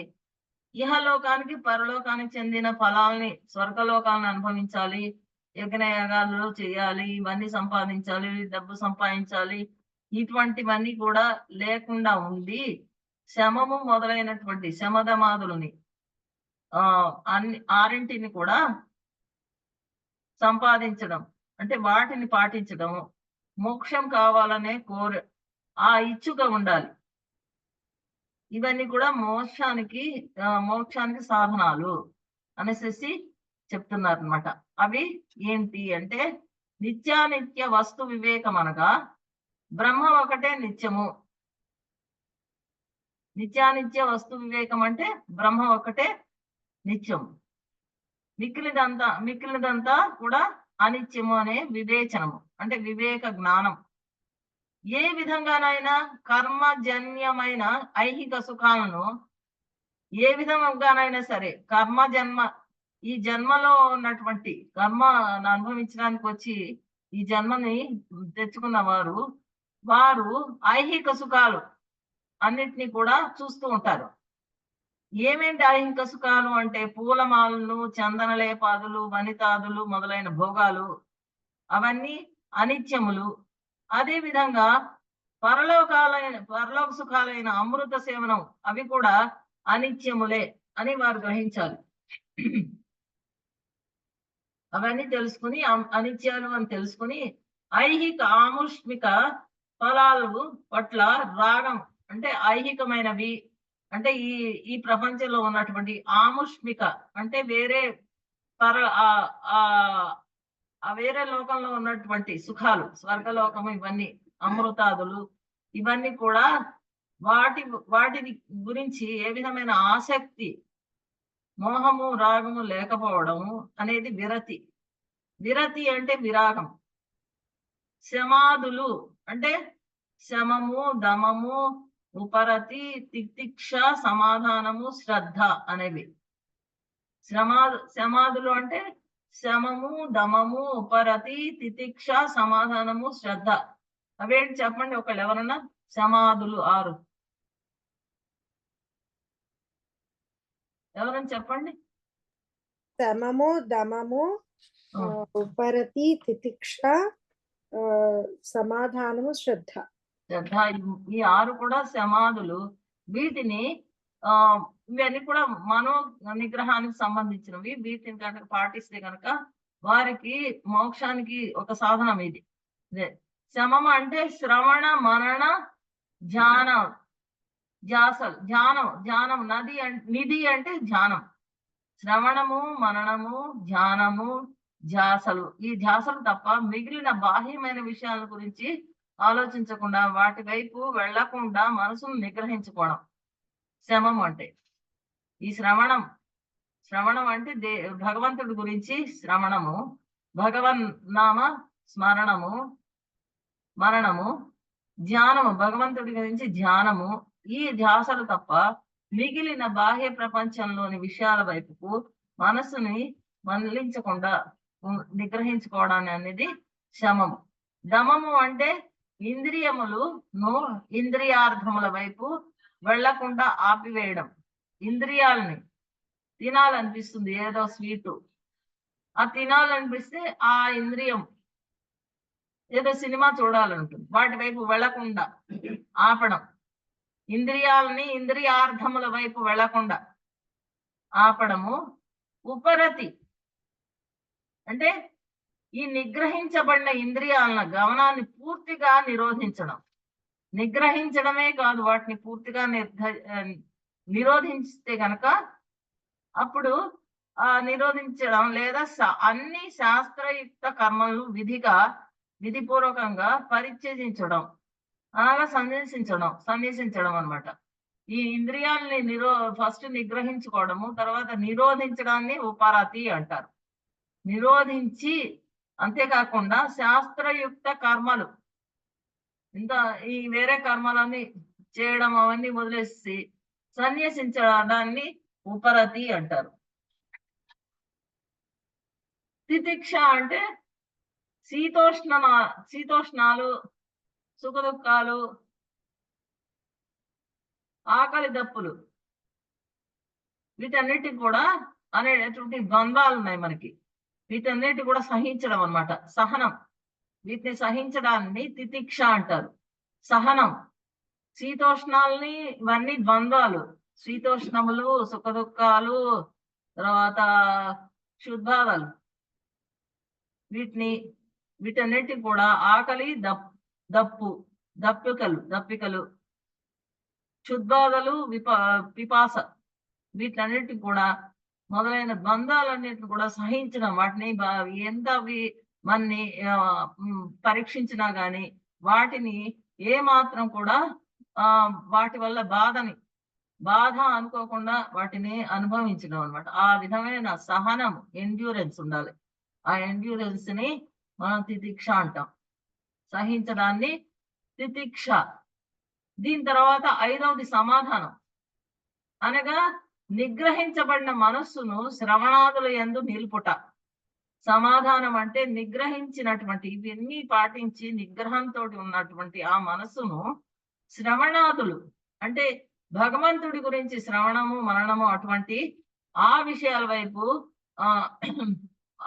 నిలపడం. తర్వాత శ్రవణాదుల ద్వారా గ్రహించే, అంతేకాకుండా శ్రవణం అంటే ఆచార్యుల వారు, మా గురువు గారు, లేకపోతే ఇంకెవరో చెప్పినటువంటి మంచి మాటలు, లేకపోతే భగవంతుడి గురించిన కథలు గాని, లేకపోతే పాటలు గాని, ఏమన్నా గాని వాటి గురించి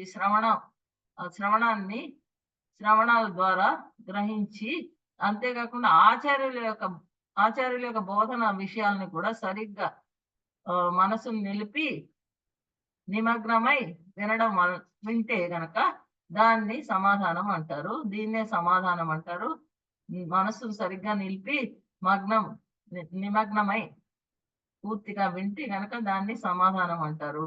అనగా ఆచార్యులు లేక వేదాంత బోధనలు యందు విశ్వాసము మరియు ముముక్షత్వం, అనగా మోక్షం కావాలనేటువంటి ఆకాంక్ష, అటువంటి తీవ్ర ఆకాంక్ష, మోక్షముని సంపాదించాలి ఎలాగన్నా, ఇటువంటి ఈ బాహ్య విషయాల గురించి ఏమాత్రం కూడా మనకి సంబంధం ఉండకూడదు అనేటటువంటి నిష్ఠా నియమము కలిగినటువంటి శక్తి ఈ సమాధానం వల్ల వస్తుంది.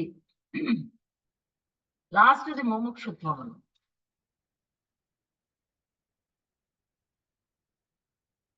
ముముక్షుత్వం అంటే మోక్షం కావాలనే కోరిక. ఇప్పుడు 6 ఏమేమి ఉన్నాయి చెప్పండి. శ్రద్ధ అనేవి, శ్రద్ధతోటి ముముక్షుత్వం లభిస్తుంది అన్నమాట. శమము, దమము, ఉపరతి, తితిక్ష, శ్రద్ధ, సమాధానం. ఇవన్నీ ఒక్కొక్క లైన్ ఒకవేళ ఈ మీకు అనుబంధ చతుష్టయం గురించి క్వశ్చన్ వస్తే, అంటే మరి లాంగ్ ఆన్సర్ అవుతుంది అనుకుంటే ఒక్కొక్క లైన్ మీకు అర్థం కావడం కోసం మనం ఇంత డీటెయిల్ గా చెప్పుకుంటున్నాము. ఒక్కొక్క లైన్ 2 లైన్లు మన అంటే టైంని బట్టి రాసుకోవచ్చు అనమాట. అనుబంధ చతుష్టయము లేదా మంగళాచరణము ఏమి ఇచ్చారు అనేటువంటి క్వశ్చన్లు కూడా ఇవ్వవచ్చు. అది ఏమం భూత, ఇది అర్థమైంది కదండి అందరికి? ఇవన్నీ కూడా అర్థమైంది మేడం. ఇవన్నీ కూడా అధికారి తప్పకుండా ఆచరించాలి.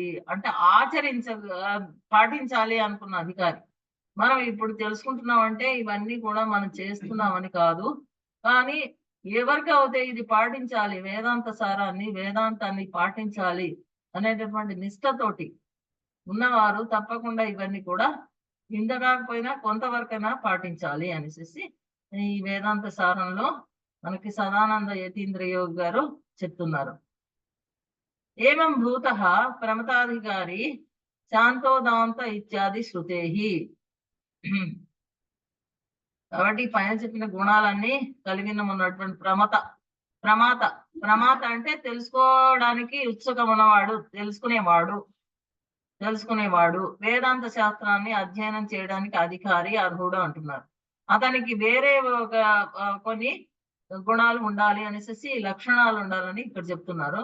ప్రశాంత చిత్తాయ అంటే ఈ పైన చెప్పబడినటువంటి సాధనాలన్నీ ఉపయోగించుకుంటే అతను ఈ విధంగా ఉంటాడు. ప్రశాంత చిత్తాయ జితేంద్రియాయ చ ప్రహీణ దోషాయ యథోక్తకారిణే గుణాన్వితాయ అనుగతాయ సర్వదా ప్రదేయమే తత్సతతం ముముక్షవే ఇది. ఇవన్నీ కూడా ఉన్నవాడు ప్రశాంతమైన చిత్తం గలవాడు అని చెప్తున్నారు అన్నమాట. శాంతోదాంత ఉపరత తీక్షు సమాహితో భూత్వాత్మన్యే వాత్మానం పశ్యతి అనే వేదవాక్యం తెలియజేస్తుంది. ఇవి ఏమేమి లక్షణాలు ఇక్కడ మళ్ళా మనకి ఇక్కడ వచనంగా రాశారు. అదేంటంటే ప్రశాంత చిత్తుడు, అంతేకాకుండా ప్రశాంత చిత్తుడు,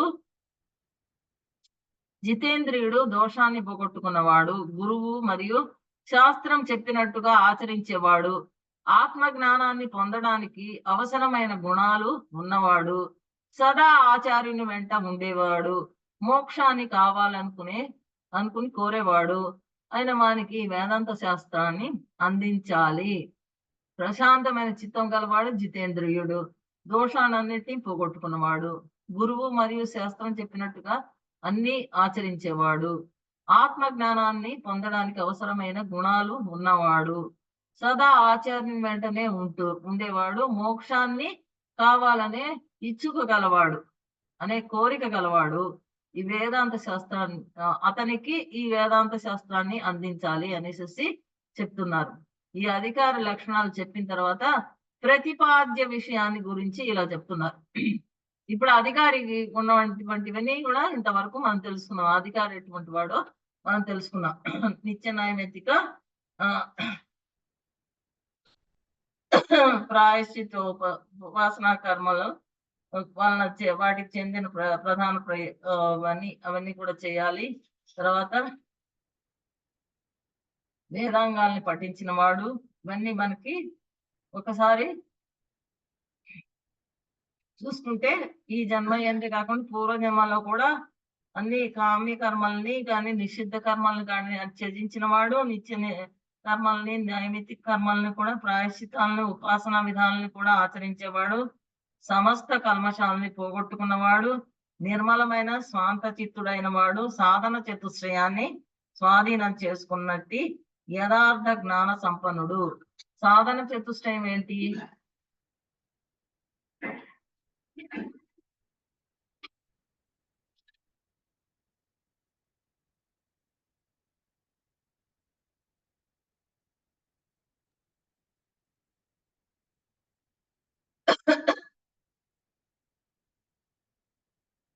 ఇదే సాధన చతుష్టయం అన్నమాట. మనకి ఏమంటే ఇవి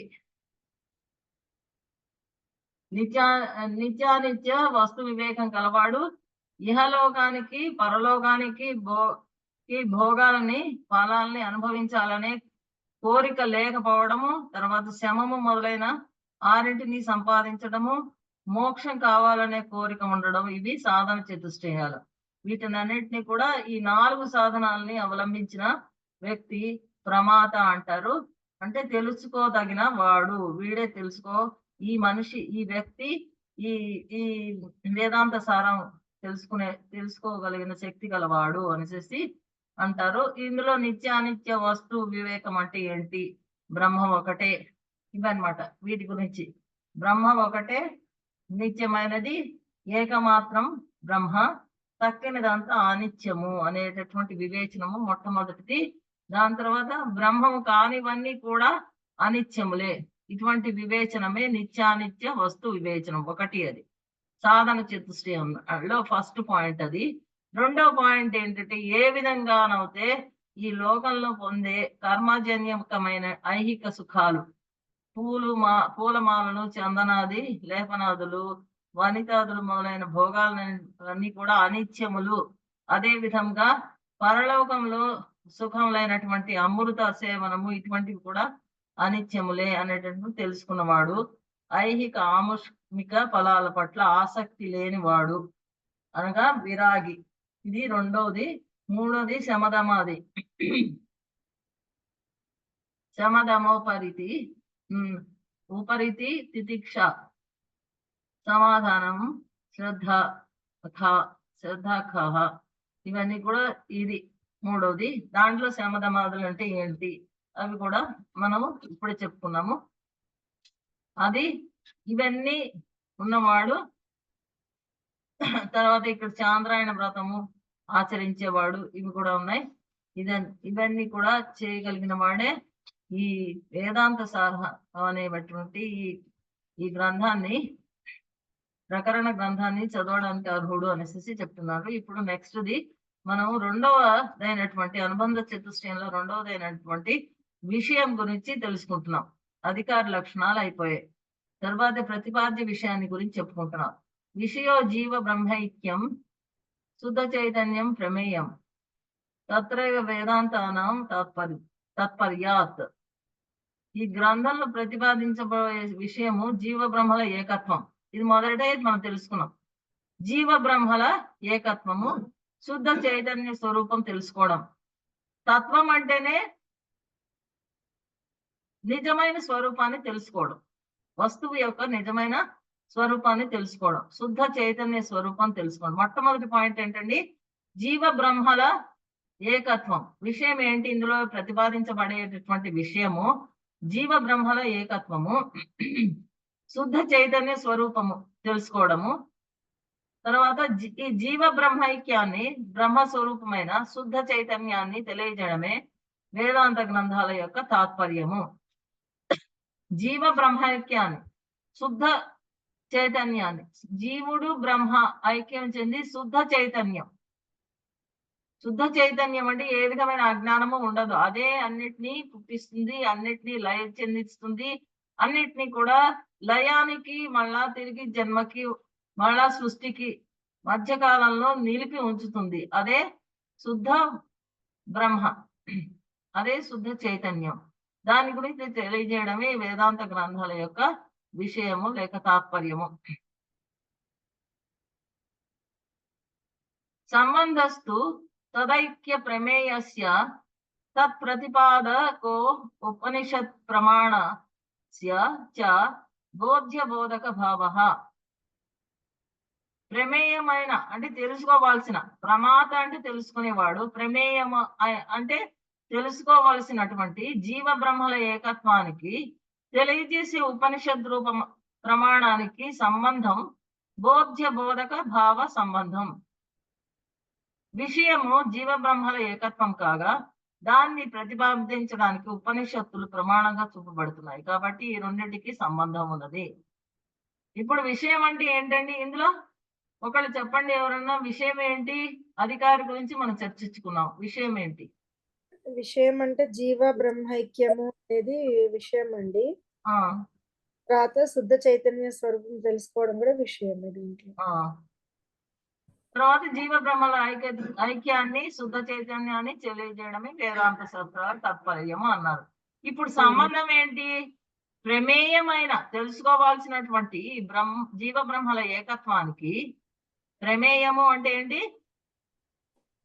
తెలుసుకోవాల్సిన విషయం. ప్రమాత అధికారి, తెలుసుకోవాల్సిన వాడు. తెలుసుకోవాల్సిన వాడు ప్రమాత, తెలుసుకోవాల్సిన విషయము ప్రమేయం. ఈ విషయం అదేంటి? జీవ బ్రహ్మల ఏకత్వము తెలియజేసేది ఏంటి? ఉపనిషత్ ప్రమాణాలు.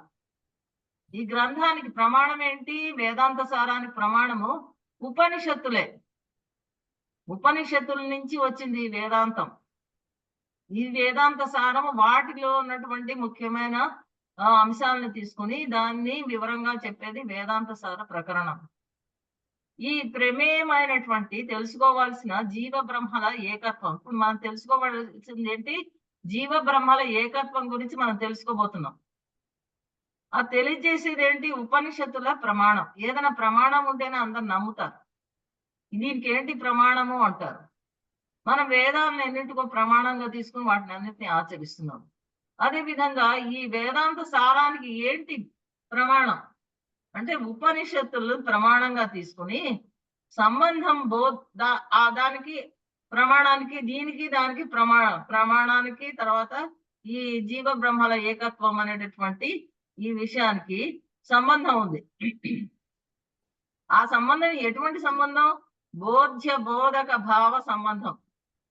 బోధ్యం అంటే ఏంటి? బోధకము అంటే బోధ్యము బోధకము చెప్పేది. తర్వాత బోధ్యము అంటే మనం తెలుసుకోవాల్సినది. బోధించే విషయం బోధింపబడేది. బోధకం బోధించేది విషయం అవుతే బోధింపబడేది ఇది ఏంటి? బోధ్య బోధక సంబంధం అంటారు. దీంట్లో ప్రతిపాదించబడే విషయానికి పోయే విషయానికి తర్వాత వేదాంత సారం అనే గ్రంథానికి సంబంధం అన్నమాట. బోధ్యము బోధక భావ సంబంధం. బోధకం అంటే విషయము, అది బోధ్యం అంటే ఈ గ్రంథం. వేదాంత సారం అనే గ్రంథము బోధ్యము, బోధకం భావ సంబంధము. శాస్త్రమేమో బోధించే విషయం, బోధించబడేది, బోధించేది విషయం బోధింపబడేది అన్నమాట. బోధ్యము బోధక భావం ఈ సంబంధం ఉంది. జీవ బ్రహ్మల ఏకత్వం కాగా దాన్ని ప్రతిపాదించడానికి ఉపనిషత్తులు ప్రమాణంగా చూపబడుతున్నాయి. కాబట్టి ఈ రెండింటికి సంబంధం ఉంది. అనుబంధ చతుష్టయంలో మూడవదైన సంబంధాన్ని గురించి చెప్తున్నాడు. తాను రచించదలిచిన వేదాంత సారం అనే గ్రంథానికి దానిలో ప్రతిపాదించబోయే విషయానికి గల సంబంధం బోధ్యము బోధకం భావ సంబంధం. శాస్త్రము గ్రంథము బోధించేది, విషయము బోధించబడేది. ఈ గ్రంథంలో జీవాత్మ పరబ్రహ్మల ఏకత్వ నిరూపణం విషయం. ఉపనిషద్ వాక్యాల ద్వారా ఈ జీవ బ్రహ్మైక్యం ప్రతిపాదించబడుతుంది. కాబట్టి ఉపనిషత్తులు విషయ బోధనలో ప్రమాణాలు. సో ఏమని చెప్తారు ఇక్కడ? ప్రమేయమైనటువంటి జీవ బ్రహ్మల ఏకత్వానికి తెలుసుకోవాల్సిన విషయం ఏంటి? జీవ బ్రహ్మల ఏకత్వము. తెలియజేసేది ఉపనిషద్ రూప ప్రమాణానికి సంబంధము బోధ్య బోధక భావ సంబంధము. విషయము జీవ బ్రహ్మల ఏకత్వం కాగా దాన్ని ప్రతిపాదించడానికి ఉపనిషత్తులు ప్రమాణంగా చూపడుతున్నాయి. కాబట్టి ఈ రెండిటికి సంబంధం ఉంది. ఇప్పుడు ఇక్కడ చెప్తున్నాను ఏంటి? సంబంధాన్ని గురించి చెప్పేది వేదాంత సారం అనే గ్రంథానికి దానిలో ప్రతిపాదించబోయే విషయానికి గల సంబంధం బోధ్య బోధక భావ సంబంధము. శాస్త్రము బోధించేది, విషయము బోధింపబడేది. ఈ గ్రంథంలో జీవాత్మ పరబ్రహ్మల ఏకత్వ నిరూపణమే విషయం. జీవాత్మ పరబ్రహ్మల ఏకత్వము. తర్వాత ఉపనిషద్ వాక్యాల ద్వారా జీవ బ్రహ్మం ప్రతిపాదించు కాబట్టి ఉపనిషత్తులు విషయ బోధనలో ప్రమాణాలు. ఇది అర్థమైందండి? ఇంకెవరైనా చెప్తారా సంబంధం గురించి? సౌమ్య గారు చెప్తారా?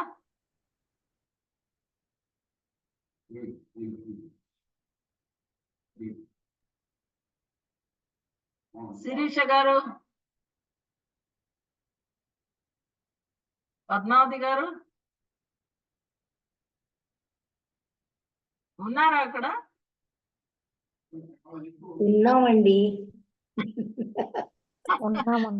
చదవండి, పోనీ అందులో ఉందా చదవండి. సంబంధాన్ని గురించి చెప్తున్నాడు, చదవండి.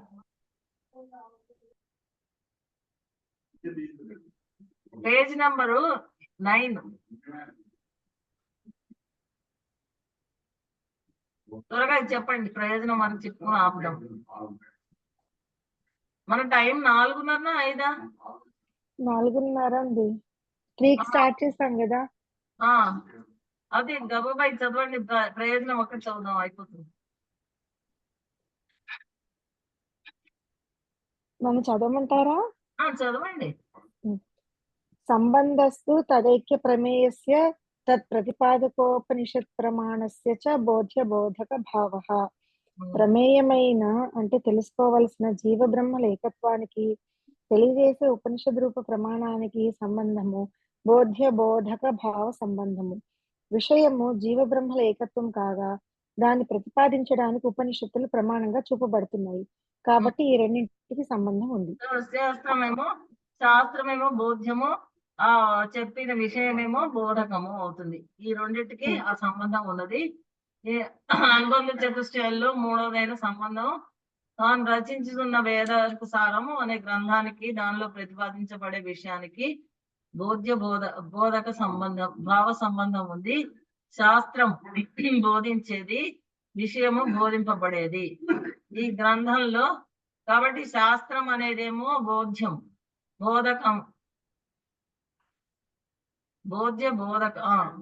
బోధ్యమేమో జీవ బ్రహ్మైక్యం కదండి, బోధింపబడాల్సింది బోధ్యం కదా.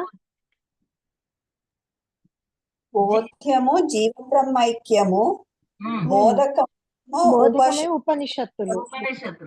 బోధ్యము బోధించేది శాస్త్రము, అది బోధకం. బోధ్యమేమో విషయం అంటే జీవ బ్రహ్మైక్యము. ఈ గ్రంథంలో జీవాత్మ పరమాత్మల ఏకత్వ నిరూపణం విషయంలో ఉపనిషత్ వాక్యాలే ప్రతిపాదించాయి. జీవ బ్రహ్మైక్య ప్రతిపాదింపబడేది ఉపనిషత్ వాక్యాల ప్రమాణాన్ని బట్టి. ఇవే ఉపనిషత్ వాక్యాలే దీనికి ప్రమాణము అన్నారు. ప్రయోజనం అంటే దీని వల్ల కలిగేటటువంటి ప్రయోజనం ఏంటి అనేది.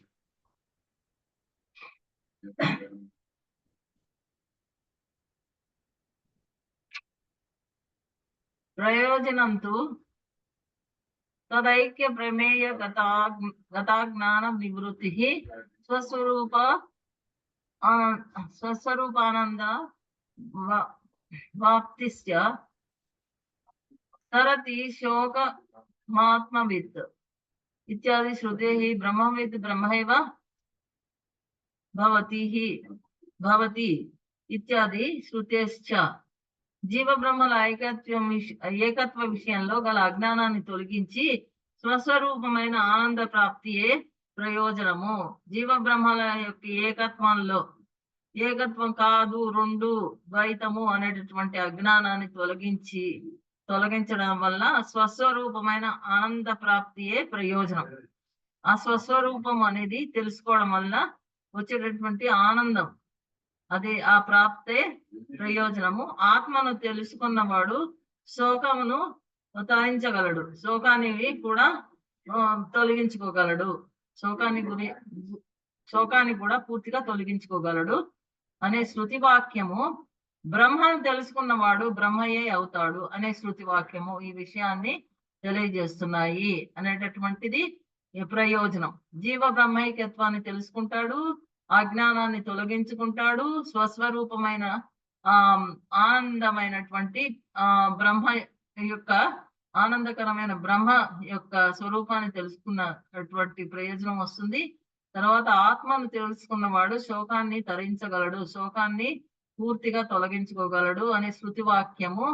తర్వాత బ్రహ్మను తెలుసుకున్నవాడు బ్రహ్మయే అవుతాడు, బ్రహ్మను ఎవరైతే తెలుసుకుంటాడో వాడు కూడా బ్రహ్మలాగా అంత శక్తివంతుడు, అంత చైతన్య స్వరూపుడు అవుతాడు అనే విషయాన్ని కూడా తెలియజేస్తున్నాయి. యమార్థం అధికృత్య ప్రవర్తతే తత్ప్రయోజనం. ఏదైతే ఒక వస్తువును లక్ష్యంగా చేసుకుని దాన్ని పొందడానికి ప్రవర్తిస్తుందో అదే ప్రయోజనం.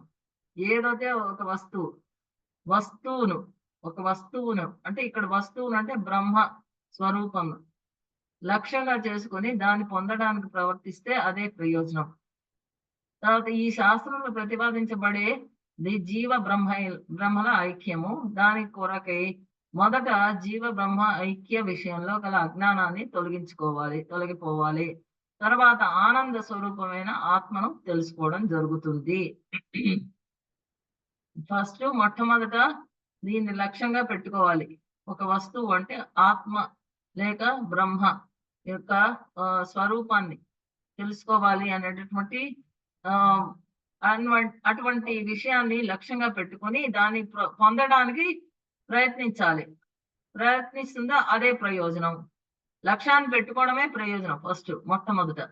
తర్వాత ఈ శాస్త్రంలో ప్రతిపాదించబడే జీవ బ్రహ్మల ఐక్యం ప్రతిపాదించేది జీవ బ్రహ్మల ఐక్యం. దాని కొరకు మొదట జీవ బ్రహ్మ ఐక్య విషయంలో దాని విషయంలో గల అజ్ఞానాన్ని తొలగిపోవాలి. దాని తర్వాత ఆనంద స్వరూపమైన ఆత్మను తెలుసుకోవడం జరుగుతుంది. ఆత్మ స్వరూపాన్ని తెలుసుకున్నవాడు భూమ అని అంటారు. తెలుసుకున్నవాడిని అనబడే బ్రహ్మయే ఆత్మ స్వరూపం అని తెలుసుకుంటాడు. తెలుసుకున్నవాడు ఆత్మస్వరూపాన్ని తెలుసుకున్నవాడు భూమ అనబడే బ్రహ్మయే ఆత్మస్వరూపం అని తెలుసుకుంటాడట. ఆ బ్రహ్మని భూమ అన్నారు ఇక్కడ. అలా తెలిసిన వెంటనే శోకమయమైనటువంటి సంసారాన్ని గురించి అజ్ఞానం పూర్తిగా తొలగిపోతుంది. శోకాన్ని పూర్తిగా తొలగించుకోగలుగుతాడు. బ్రహ్మ యొక్క తత్వాన్ని తెలుసుకున్నవాడు బ్రహ్మయే అవుతాడు అనేసి అంటున్నారు. ఇంతవరకు ఇక్కడ ఆపేద్దాము.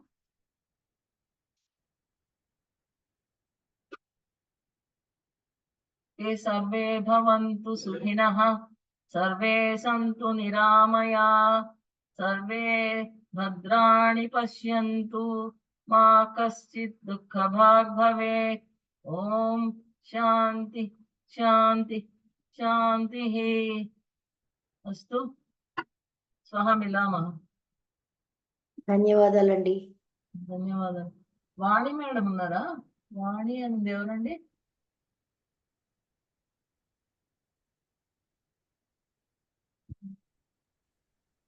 ధన్యవాదాలండి. ధన్యవాదాలు.